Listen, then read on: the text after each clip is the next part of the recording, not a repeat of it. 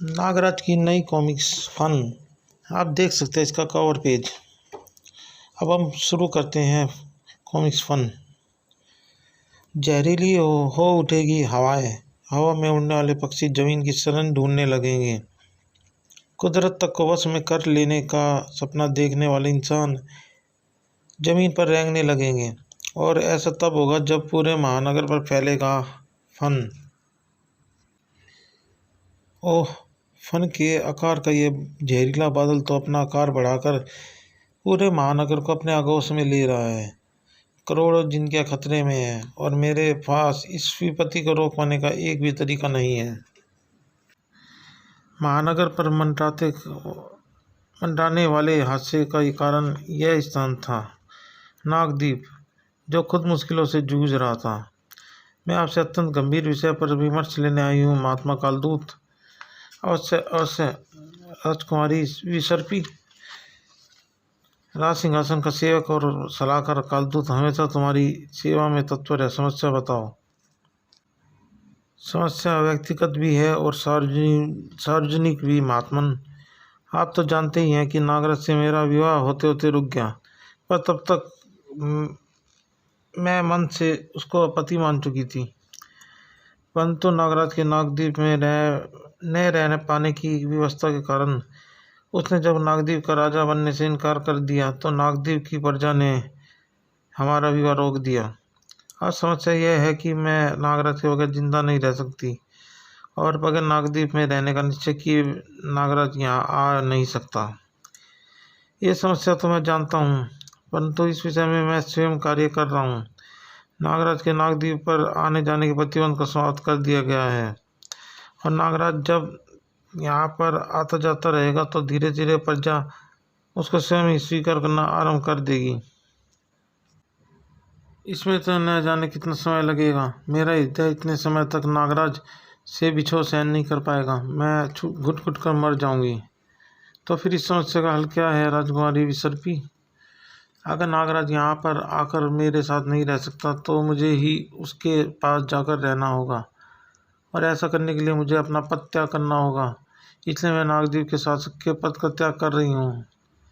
यह तुम क्या कह रही हो कुमारी विसर्पी? जानती हो इस निर्णय से कितनी समस्या उत्पन्न हो जाएगी। उन समस्याओं से निपटने के लिए आप तो मौजूद रहेंगे ही महात्मन। आखिर यह नागद्वीप आपका ही बनाया हुआ है न? अवश्य है, परंतु अधिकतर समय समाधि में लीन रहने के कारण मैं राजा के दायित्व का निर्वाह नहीं कर सकता था। इसलिए मैंने एक योग्य नाग यानी तुम्हारे ही पूर्वज को राजा बनाया था और इतनी शताब्दियों तक तुम्हारे वंश ने अपने दायित्व को बखूबी निभाया है। नागद्वीप की जनता भी तुम्हारे वंश को ही राजा का वंश मानती है। अब अगर तुमने राजगद्दी छोड़ी तो इस पद के न जाने कितने दावेदार पैदा हो जाएंगे। लंगारा, चरकत, धन्नाट और ऐसी ही अनेक नागद्वीप की प्रजातियां इस पद को प्राप्त करने के लिए आपस में लड़ मरेगी। नागद्वीप में खून के अनगिनत तालाब बन जाएंगे और अगर इनमें से एक भी राजगद्दी को प्राप्त करने में सफल हो गया तो उसके राजा बनने के कारण मैं भी उसका आदेश मानने को बाध्य हो जाऊंगा, चाहे उस नाग का आदेश सही हो या गलत। नागद्वीप मेरा एवं मेरे पूर्वजों का घर रहा है महात्मन। मैं नागद्वीप का बुरा कभी नहीं चाह सकती, परंतु अगर मेरे साथ कोई दुर्घटना हो जाए तो आप अवश्य ही कोई नया सम्राट चुनने पर बाध्य हो जाएंगे। समझ लीजिए कि ऐसी परिस्थिति आपके सामने आ गई है क्योंकि मैं भी अपने निर्णय को नया बदल सकने के लिए मजबूर हूँ। हम तुम्हारी समस्या समझते हैं विसर्पी। हम तुम्हारी समस्या पर गौर करेंगे और कोई वैकल्पिक व्यवस्था होने तक तुमको अपने पद पर बने रहना होगा। कहते हैं जब प्रेमियों में से किसी एक का भी दिल तड़प कर पुकारता है तो दूसरा दिल भी उसे जरूर सुन लेता है। आज विसर्पी की आत्मा सता रही है।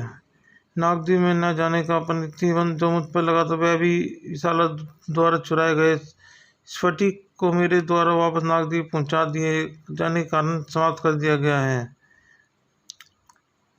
परंतु फिर भी वहां जाकर उससे मिलने का कोई फायदा नहीं होगा क्योंकि न तो मैं महानगर छोड़कर उसके पास महाद्वीप में रह सकता हूँ और न ही विसर्पी नागद्वीप को छोड़कर मेरे पास रहने आ सकती है। हमारा मिलन कभी भी नहीं हो सकता, क्योंकि हम नदी के उन दो किनारों की तरह हैं जो कभी नहीं मिलते हैं। किस सोच में डूबे हो नागराज? आज कोई काम धाम नहीं है क्या?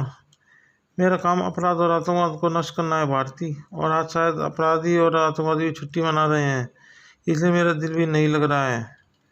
जानते हो तुम्हारी मुख्य समस्या क्या है नागराज? वह है अकेलापन, जिसको दूर करने के लिए तुम राज का रूप रख के मानव समाज में रह रहे हो, परंतु फिर भी वह अकेलापन नहीं वहीं का वहीं है। जानते हो इसका कारण क्या है? इसका कारण एक ऐसे दोस्त की कमी है जिसके सामने तुम अपने दिल की सारी बातें कह सको, और ऐसा साथी सिर्फ जीवन साथी ही हो सकता है।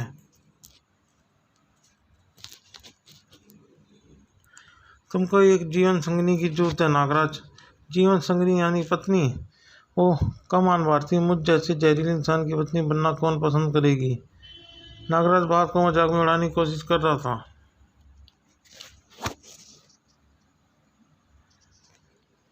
लेकिन भारती मजाक नहीं कर रही थी। तुम अपने आप को नहीं जानते हो नागराज।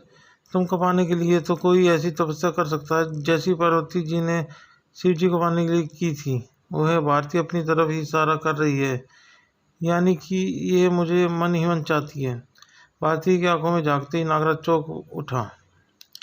लेकिन भारती, मैं तुम मेरी बात से शायद दुविधा में पड़ गए हो नागराज, लेकिन यह सच है, मैं पार्वती की तरह जीवन भर तुमको पाने के लिए तपस्या करती रहूंगी, चाहे तुम मेरी पुकार सुनो या नहीं। वो भारती की तरफ से ऐसे प्रस्ताव की आशा नहीं की थी मैंने। मैं इसका दिल तोड़ भी नहीं सकता, और इसको विसर्पी के बारे में बता भी नहीं सकता, क्योंकि अरे मानसिक संकेत, मेरा जासूस सर्प हलासूल मुझे डेंजर सिग्नल भेज रहा है। मुझे जाना होगा भारती। मैं हमेशा की तरह तुम्हारा इंतजार करूंगी नागराज। नागराज नाग रस्सी पर लहरा गया।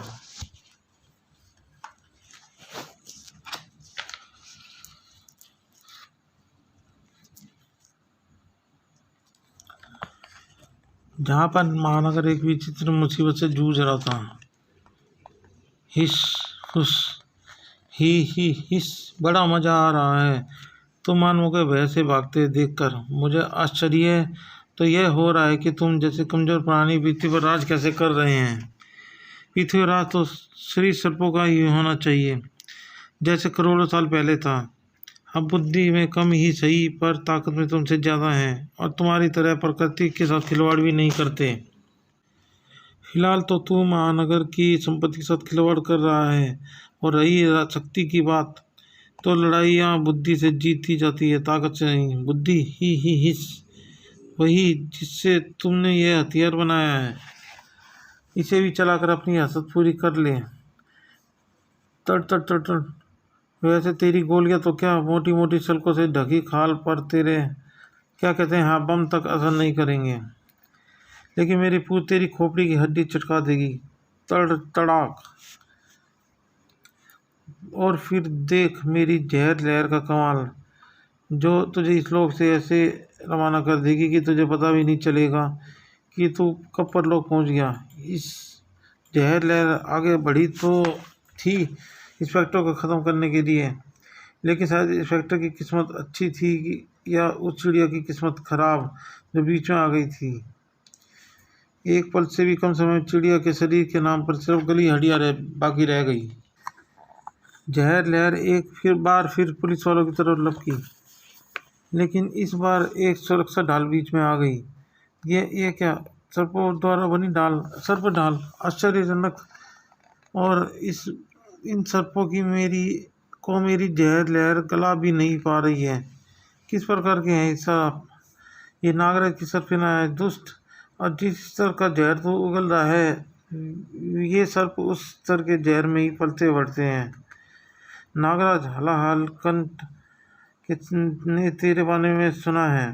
लगता है तुझे मारे बगैर इस शहर में मानवों को भगाने का काम पूरा नहीं हो पाएगा, इसलिए तुझे तेरा जात भाई होते हुए भी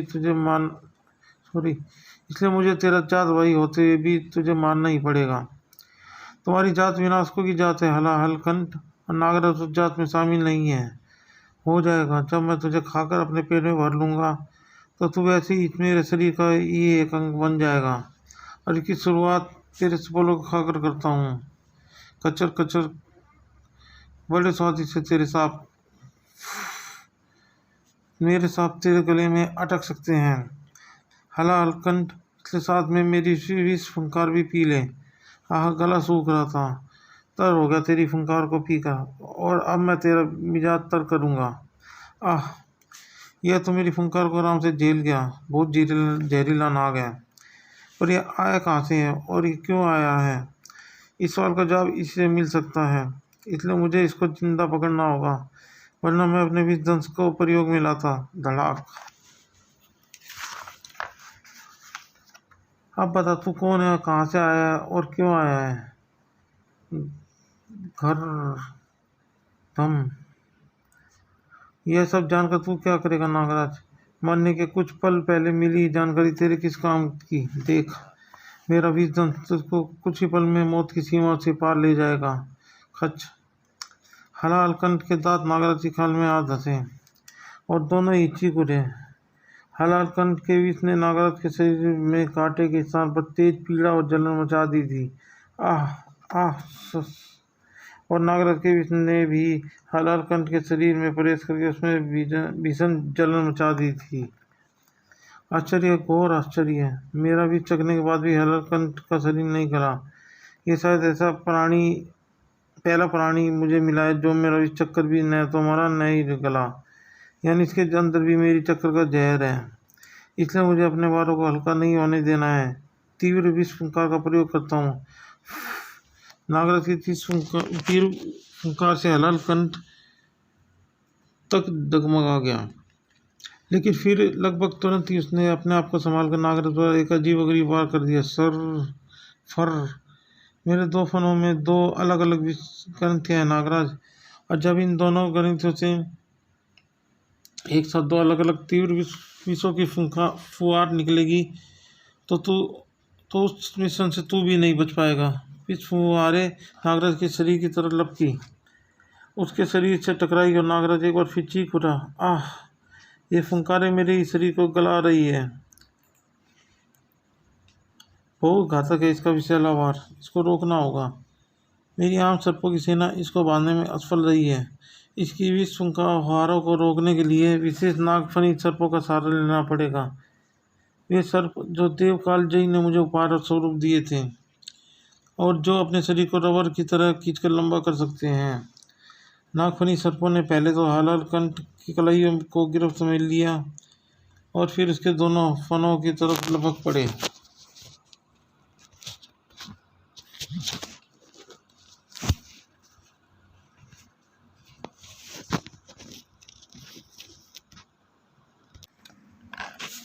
एक ही पल के अंदर नागफनी सर्पों ने हलाल कंठ के फनों को भी लपेट लिया और फनों का रुख एक दूसरे की विपरीत दिशा में था। इस धम धड़। अब यह न तो अपनी दोनों विष फुहारों को मिश्रित कर पाएगा और न ही मुझे नुकसान पहुंचा पाएगा। अब मैं इसको पीट पीट कर इसके द्वारा किए जा रहे इस विनाश का कारण उगलवाता हूँ। नागराज ने चाल तो अच्छी चली थी, परंतु वह ये भूल गया था कि उस पर तो सिर्फ मिश्रित जहर असर करता है,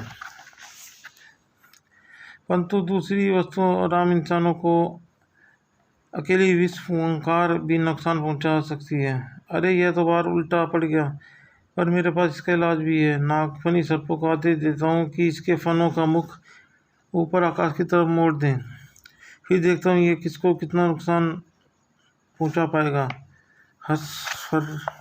हलाल कंठ के दोनों फन ऊपर की तरफ तन गए और इस बार उनसे जो विष फुंकारों की लहरें निकली, उन्होंने थोड़ी ही ऊपर जाकर एक छोटे से बादल का रूप धारण कर लिया और फिर महानगर के उस भाग में एक विनाशकारी वर्षा होने लगी।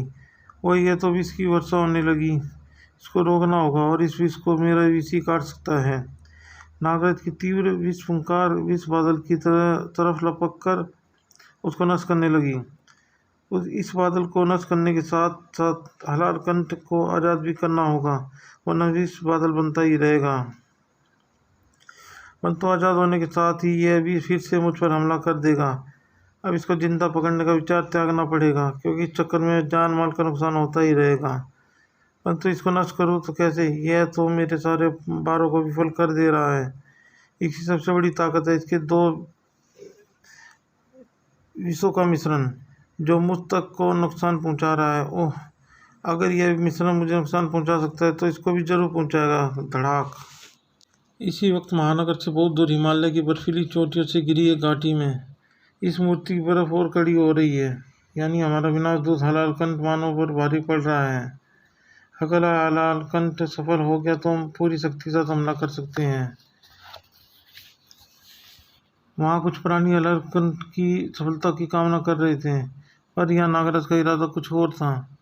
इसके विषयों का इसी परवाह करने के लिए मुझे पहले अपने आप को विश्वास दिखाना होगा, ताकि यह मुझ पर अपने फंकार मिश्रण से हमला करने की कोशिश करे। और उसी पल में इसके एक फन को इसके दूसरे फन में घुसा दूंगा। दोनों जर आपस में विकसित होने लगेंगे और अगर मेरा ख्याल सही है तो फटाक, इस मिश्रण के असर से इसका शरीर स्वयं भी गलना शुरू हो जाएगा। कुछ वैसे ही जैसे इंसान के खून में कुछ गंदगी मिलने से इंसान को भी जान का खतरा पैदा हो जाता है। नागराज के बार सही पड़ा था। हलालकंठ का शरीर अपने ही जहरों का मिश्रण झेल पाने का गल रहा था, और इधर हलालकंठ का शरीर गलने के साथ साथ दूर कहीं पर हलालकंठ की बर्फ से बनी मूर्ति पिघलने लगी थी। मांत्रिक बर्फ का पुतला पिघल रहा है। मैं हलालकंठ के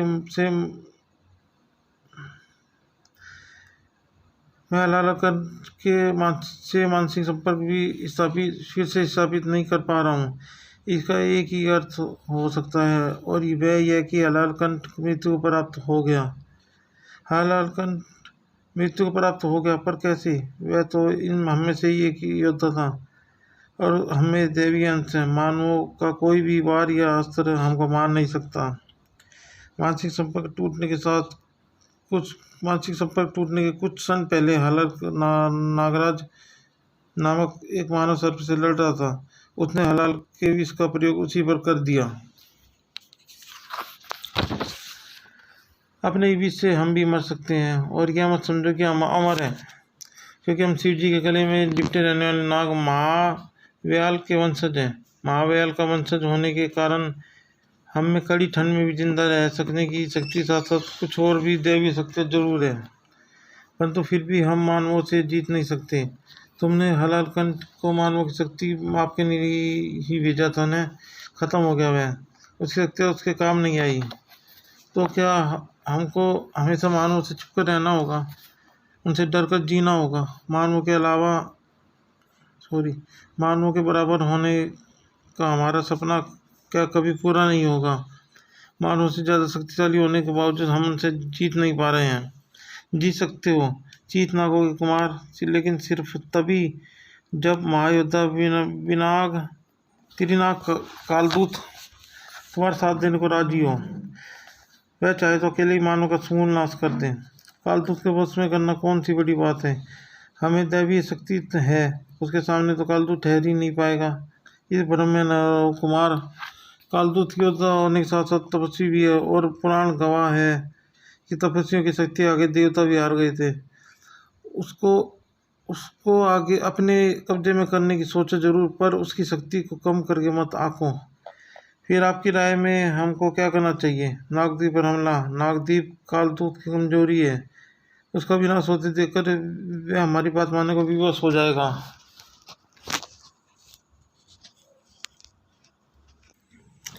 आप ठीक कहते हैं, हमारा हमला नागद्वीप पर ही होगा। बस हमको इस बात का ध्यान रखना होगा कि हमारे हाथों नागद्वीप के किसी नाग भाई की जान न जाए, वरना हमको नाग बंधुओं को सहयोग मिलने के बजाय उनके विरोध मिलने लगेगा। इस नागद्वीप पर हमले की योजना को अंतिम रूप दिया जा रहा था, और इधर नागद्वीप में एक गहरी समस्या पर गहन विचार विमर्श चल रहा था। मैंने कल पूरे दिवस ही तुम्हारी समस्या पर सोच विचार किया है कुमारी विसर्पी, और मैं एक अधूरे निर्णय पर पहुंच पाया हूँ। अधूरा निर्णय कैसा महात्मन? मैं तुमको अभी शासक पद छोड़ने की इजाज़त नहीं दे सकता हूँ, परंतु कुछ दिनों के अवकाश पर जाने की इजाज़त दे सकता हूँ। अवकाश? छुट्टियों का मैं क्या करूँगी महात्मन? नागराज से मिलने महानगर जाओगी, और उससे मिलकर अपने निर्णय पर आपस में विचार विमर्श करो। उसकी भी राय जान लो और उसके बाद तुम जैसा चाहोगी मैं वैसा ही करने पर बाध्य होऊंगा। क्योंकि जैसे भीष्म पितामह कुरुवंश के महाराज की बात नहीं टाल सकते थे, वैसे मैं भी नागदीप के सिंहासन का आदेश नहीं टाल सकता हूँ। आपका विचार उत्तम है महात्मन, परंतु मैं नागदीप से नागराज के पास अगर जाऊंगी तो विदा होकर उसकी पत्नी के रूप में। वैसे भी मैं अपने विवाह की बात से नागराज से करूँ तो अच्छा नहीं लगेगा। बेहतर है कि अगर यह बातचीत आपके सामने ही हो। ठीक है पुत्री, मैं अभी नागराज से मानसिक संपर्क स्थापित करके उसको यहाँ पर आने के लिए कहता हूँ। महानगर के आकाश पर उड़ता महानगर का रखवाला एकाएक चौंक उठा। महात्मा कालदूत मुझसे मानसिक संपर्क बना रहे हैं। जरूर कोई अति आवश्यक बात है। क्या बात है महात्मन? आपने मुझे कैसे याद किया? आदेश कीजिए। हम एक अत्यंत महत्वपूर्ण निर्णय लेने में तुम्हारी मदद चाहते हैं नागराज। तुम अति शीघ्र नागदीप के लिए रवाना हो जाओ। हम वहीं पर तुम्हारी प्रतीक्षा कर रहे हैं। जो आदेश महात्मन। मैं भी नागदीप के लिए रवाना हो जाता हूँ। हमने नागराज को संदेश भेज दिया है विसर्पी। उसके यहाँ पहुँचने पर हम अपने अधूरे निर्णय को आखिरी रूप दे देंगे। आओ खो यह कोलाहल कैसा हो रहा है? बाहर चलकर देखना चाहिए। बाहर निकलते कालदूत और विसर्पी दोनों स्तब्ध रह गए। यह क्या? एक फन रूपी बादल नागदीप पर छाता जा रहा है। यह जहरीला बादल है और यह किसी भी प्रकार के विष से बना हुआ है, क्योंकि इसको छूकर आने वाली वायु नागदीप के अति जहरीले सर्पों पर भी घातक असर कर रही है। यह काम किसका हो सकता है महात्मन? नागदीप पर हमला करने की हिम्मत कौन कर सकता है, और वह भी आपके रहते? इस प्रकार की शक्ति वाले नागों को तो मैं जानता हूँ, पर वे नागदीप पर हमला क्यों कर रहे हैं? खैर, सबसे पहले तो इस विषैले फन घन को और नुकसान पहुँचाने से रोकना होगा। कालदूत के दंड से तेज हवाएं निकलकर बादलों को छीन बीन करने लगी, और उसी पल व्यर्थ का प्रयास मत करो कालदूत। वायुवार से ये विष घन टुकड़ों टुकड़ों में टूट अवश्य जाएगा, परंतु नष्ट नहीं होगा। वैसे भी एक बार तुम्हारे नागदीप के सैनिकों को बेहोश करने के लिए था, ताकि वे हमारे और तुम्हारे वार्तालाप के बीच में हस्तक्षेप न कर सकें। शीतनाग में जानता था कि ये फन वार तुम लोगों के अलावा और कोई नहीं कर सकता, परंतु इस दुस्साहस का मतलब क्या है? क्यों आए हो तुम लोग नागदीप पर, और मुझसे किस प्रकार का वार्तालाप करना चाहते हो? तुम्हारे सोए अभिमान को जगाने आए हैं हम। तुम एक योद्धा हो कालदूत, तपस्वी नहीं। उतार फेंको शक्ति का चोला और नागों को उनका उचित हक दिलाने में हमारी सहायता करो। उचित हक? तुम किस उचित हक की बात कर रहे हो शीतनाग कुमार? मानव को नष्ट करने में हमारी सहायता करो। नाग जाति की श्रेष्ठता मानव के ऊपर साबित कर दो। पृथ्वी पर रहते तो सभी हैं, लेकिन किसी भी प्रजाति की श्रेष्ठता तो प्रकृति तय करती है, हम या तुम नहीं। इसलिए हया छोड़ो और हिमालय पर वापस लौट जाओ। मुझे आवाज़ था कि तुम मेरी प्रार्थना को ठुकरा दोगे, इसलिए अब मुझे और उनको अपना आदेश मानने के लिए विवश करना पड़ेगा। तुमको युद्ध में हराकर अपना गुलाम बनाकर हर शीत सैनिकों बंदी बना लो कालदूत को। कालदूत नहीं महात्मा, कालदूत बोल शीतनाग। और तू इनको नहीं तो ये तुझे बंदी बनाएंगे राजकुमारी विसर्पी के राज आदेश पर। जो आज्ञा राजकुमारी। इन सर्पों को मेरे हरी में रहने वाले सर्प बंदी बनाएंगे। वो है तो तू राजकुमारी विसर्पी का आदेश मानता है। खैर, कुछ ही देर बाद तू मेरा आदेश मानने लगेगा कालदूत, क्योंकि तू मेरा पालतू नाग बन जाएगा। कर धड़ाक। तेरे वारों का कालदूत पर कोई असर नहीं होगा शीतनाग, लेकिन कालदूत को तो एक बार भी नहीं झेल पाएगा। तड़ाक तड़ाक। आहा सर, तो भूल है कालदूत की हम शिव जी की कंठनाग के वंशज हैं। हमें दैवी अंश है। तेरा कोई भी वार हम पर घातक असर नहीं करेगा। दैवी अंश ही है न तुझे, देवता तो नहीं है न तू। अगर तू देवता होता भी तो मेरा मांत्रिक तंत्र तुझे छोड़ता नहीं। मेरे मांत्रिक वार से तुझे न तो तेरी मस्तक मणि बचा सकती है, न ही कोई और शक्ति। कालदूत के तीनों वार शरीरों के जब से निकला मांत्रिक वार सचमुच गजब का शक्तिशाली था। कड़ाम। शीतनाग कुमार को घुटनों पर ला पटका उस वार ने। अगला वार निश्चित रूप से शीतनाग कुमार को बंधुओं में जकड़ देता। अगर शीतनाग गुरु अपनी शक्ति कालसर्पी को बेबस न कर देते। नाग गुरु ने शीतनाग कुमार को बचने का जो अवसर दे दिया था, उसका उसने भरपूर लाभ उठाया। अगले पल नाग कुमार का फन खुल गया। हिस खटाक। और कालदूत का अगला मांत्रिक तंत्र उस खुले फन द्वारा सोख भी लिया गया। पटक। और पलटकर उसी तंत्र का वार वापस कालदूत पर कर भी दिया गया। तो शायद जानता नहीं है कालदूत कि जब हमारा चमत्कारी फन खुलता है तो कोई भी मांत्रिक वार परावर्तित कर सकता है। हमारी मुख्य ताकत हमारा फन है, और जब इसका अगला अपना वार होता है तो उससे कोई नहीं बच सकता। खुले फन में से शीत किरणें निकलने लगी और कालदूत का शरीर ठंडी बर्फ के खोल में कैद होने लगा। धीरे धीरे कालदूत के शरीर पर जम रही बर्फ की परत मोटी होने लगी। वह शक्ति बारे में तो मैं भूल ही गया था, शायद इसलिए क्योंकि शीत सर्पों में यह शक्ति केवल शीत नाग कुमार के पास ही है। पर मैं क्या करूं? इस बर्फीले कवच में न तो मैं तंत्र चलाने के लिए मंत्रों का उच्चारण कर सकता हूँ और नहीं हाथों से तंत्रवार कर सकता हूँ। दम भी घुटता जा रहा है। इधर कालदूत शीत नागों से पराजित होने के कगार पर खड़ा हुआ था और उधर नागद्वीप की तरफ बढ़ता नागराज अभी भी नागद्वीप से काफ़ी दूर था। महात्मा कालदूत ने आखिर मुझे बुलाया क्यों है, और ऐसी क्या गंभीर समस्या सामने आ गई जिसमें मेरे सहयोग की आवश्यकता आ पड़ी है। वैसे महात्मा कालदूत ज़्यादा परेशान नहीं थे, बल्कि प्रसन्नचित्त ही लग रहे थे। अगर यह नहीं जानता था कि उस समय से इस समय तक परिस्थिति काफ़ी बदल चुकी थी। मेरे रहते आप कभी पराजित नहीं हो सकते महात्मा कालदूत। मैं गुफा के अंदर से ये जलती मसाले आई हूँ आप और जमी बर्फ को पिघलाने के लिए। वैसे ही नागराज अब यहाँ आता ही होगा। उसके यहाँ पर आने के बाद ये दुष्ट यहाँ से बचकर कभी नहीं जा पाएंगे। नागराज वह तो महानगर में रहता है, वह नागद्वीप क्यों आ रहा है? नागद्वीप से उसका क्या संबंध है? इसका जवाब मैं देता हूँ शीत नाग गुरु। नागराज का संबंध नागद्वीप से जन्म के समय से है। वैसे भी वह कुमारी विसर्पी का होने वाला पति है। इन दोनों नातों से उसका संबंध नागद्वीप से जन्म जन्मांतर का हो गया है। परंतु तुमको परास्त करने के लिए मुझे नागराज की सहायता की आवश्यकता नहीं है। अब तक मैं तुम लोगों से महात्मा कालदूत की तरह पेश आ रहा था, पर अब मैं योद्धा कालदूत की तरह पेश आऊँगा। कालदूत के धन का भीषण वार खाकर शीत नाग कुमार कई कदम पीछे जा गिरा और अगर उसमें दैवीय शक्तियों का अंश नहीं होता तो यह वार निश्चित रूप से शीत नाग कुमार की जान ले लेता। परंतु इस बार से वह सिर्फ थोड़ा घायल हुआ और उसने संभल कर फिर से कालदूत पर घातक प्रहार कर दिया। नाग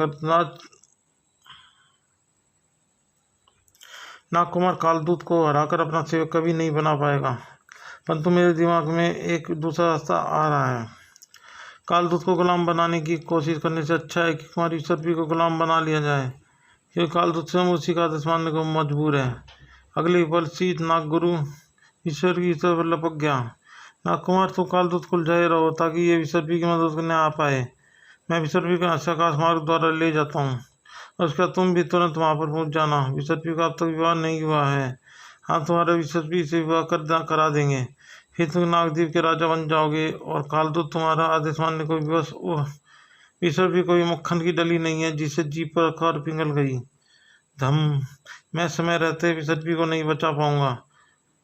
ये शीत नाग कुमार मुझे उस तक पहुंचने नहीं देगा। अब नागराज की मदद जरूरी लग रही है। मानसिक संपर्क बनाकर देखता हूँ कि नागराज कहाँ पर है। वह नागराज है तो पास में ही, फिर भी उसे थोड़ा सा वक्त लग जाएगा। एक ही रास्ता है कि अपनी शक्ति का प्रयोग करके विसर्पी को नागराज के पास भेज देता हूँ। नागद्वीप का आधा रास्ता तय कर चुका नागराज एकाएक चौंक उठा। अरे, महात्मा कालदूत का मानसिक संदेश आ रहा है। वे विसर्पी को योग शक्ति द्वारा मेरे पास भेज रहे हैं।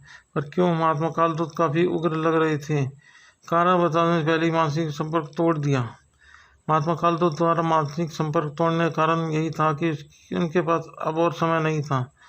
विसर्पी शीत नाग गुरु से तो बच गई, लेकिन एक शीत नाग मेरे सर्प सैनिक को परास्त करके विसर्पी की तरफ लपक रहा है। विसर्पी सैनिक को दूर फेंको, मैं तुमको नागराज के पास प्रेषित करने जा रहा हूँ। चर्राट ताड़, नहीं, रोको इसको। शीत नाग गुरु बौखलाने के अलावा कुछ नहीं कर पाया। विसर्पी का शरीर सूक्ष्म कणों में बदलकर दूर प्रेषित होना शुरू हो गया। फन कॉमिक्स का पहला पार्ट यहीं तक। आगे की आदि कहानी अगले पार्ट में आपको कुछ दिनों बाद मिल जाएगी। और इस वीडियो को अगर आपको पसंद आती है ये वीडियो, तो इसको लाइक करें, शेयर करें और सब्सक्राइब करें। और साथ में बेल आइकन को भी प्रेस कर दें ताकि आपको मेरी कहानियों की नोटिफिकेशन समय समय पर मिलती रहे। धन्यवाद।